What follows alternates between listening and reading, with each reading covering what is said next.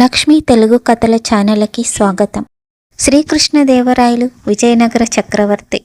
ఆయన ఆస్థానంలో అష్టదిగ్గజాలు అని 8 మంది సలహాదారులు ఉండేవారు. వారిలో తెనాలి రాముడు ఒకడు. ఆయన చాలా తెలివైనవాడు. వికటకవి అనే బిరుదు కలవాడు.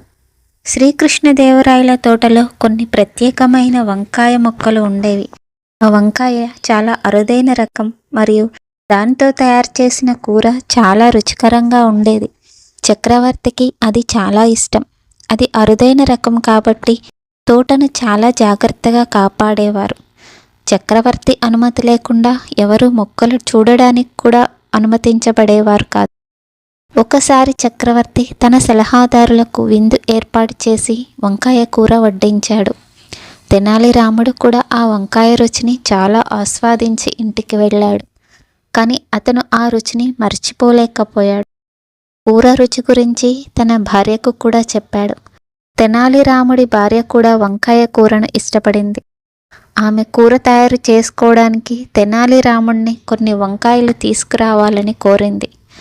కానీ చక్రవర్తి వంకాయ మొక్కల గురించి చాలా జాగ్రత్తగా ఉన్నాడని తెనాలి రాముడికి తెలుసు.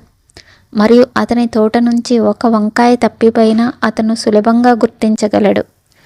తన తోట నుండి వంకాయ దొంగిలించడం జరిగితే అది చక్రవర్తి అలాంటి దొంగను కఠినంగా శిక్షిస్తాడు. కానీ తెనాలి భార్య ఎవరికీ చెప్పకుండా తోట నుండి ఒక వంకాయను తీసుకురావాలని వేడుకుంది. తెనాలి రాముడికి చక్రవర్తి తోట నుండి ఒక వంకాయని దొంగిలించడం తప్ప వేరే మార్గం లేదు. ఆ రాత్రి అతను తోటలోకి వెళ్ళి గోడ దూకి తోట నుండి కొన్ని వంకాయలను కోశాడు. దేవుడి దయ వల్ల ఎవరూ అతన్ని చూడలేదు. అతని భార్య వంకాయ కూరను వండింది. అది చాలా రుచికరంగా ఉంది. అందరి తల్లుల మాదిరిగానే ఆమె కూడా తన కొడుకు వంకాయ కూర వడ్డించాలనుకుంది. కానీ తెనాలి రాముడు ఆమెను అలా చేయవద్దని కోరాడు. ఎందుకంటే వారి కొడుకు తన దగ్గర అరుదైన వంకాయ కూర ఉందని ఎవరికైనా చెబితే వారు పట్టుబడి శిక్షించబడవచ్చు. కానీ అతని భార్య అంగీకరించలేదు.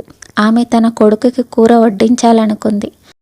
ఇంటి పైకప్పు మీద నిద్రపోతున్న చిన్న పిల్లవాడికి వడ్డించకుండా ఒంటరిగా కూర తినలేకపోయింది.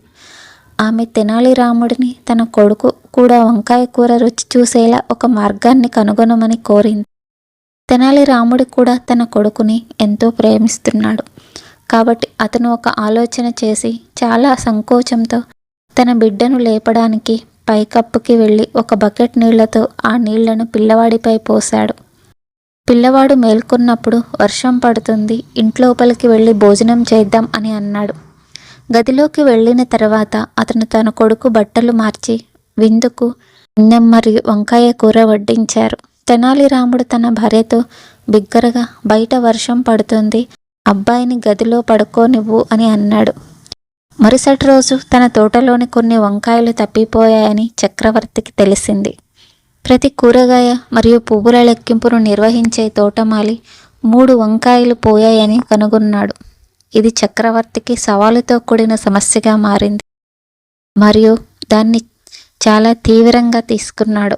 దొంగను పట్టుకోగలిగిన వ్యక్తికి బహుమతిని ప్రకటించాడు. తెనాలి రాముడు మాత్రమే అలాంటి పనులు చేయగలడని ప్రధాన సలహాదారుడు అప్పాజీ అనుమానించాడు. వారు దాని గురించి చక్రవర్తికి చెప్పారు. చక్రవర్తి తన సభికులను పంపి తెనాలి రాముడిని వెంటనే రమ్మని కోరాడు. తెనాలి రాముడు వచ్చిన తర్వాత తప్పిపోయిన వంకాయల గురించి అడిగాడు. అప్పుడు తెనాలి రాముడు నాకు తెలియదు అని అన్నాడు. అప్పుడు ప్రధాన సలహాదారుడు తెనాలి రాముడు అబద్ధం చెప్తున్నాడు, అతని కొడుకుని విచారిద్దామని చెప్పాడు. రాజు తన సభికులను తెనాలి రాముడి కొడుకును తీసుకురావడానికి పంపాడు. అతని కొడుకు వచ్చిన తర్వాత నిన్న రాత్రి విందులో ఏం కూరగాయలు తీసుకున్నాడో అడిగారు. ఆ పిల్లవాడు వంకాయ కూర చాలా రుచిగా ఉంది అని జవాబిచ్చాడు. అప్పుడు సలహాదారుడు తెనాలి రాముడితో తన నేరాన్ని అంగీకరించాలని చెప్పాడు. కానీ తెనాలి రాముడు తన కొడుకు చాలా త్వరగా నిద్రపోయాడని, బహుశా అతను కలలో వచ్చిన దాని గురించి చెబుతుండవచ్చని చెప్పాడు.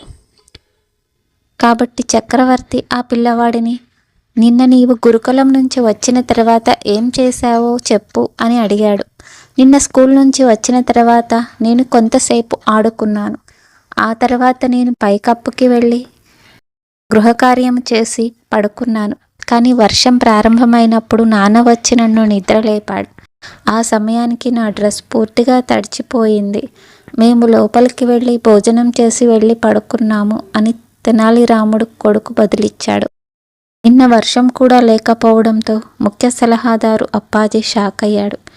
వాతావరణం పూర్తిగా పొడిగా ఉంది కాబట్టి ఆ పిల్లవాడు ఒక కల కన్నాడని భావించి ఎటువంటి శిక్ష లేకుండా తెనాలి రాముడిని విడిపించాడు.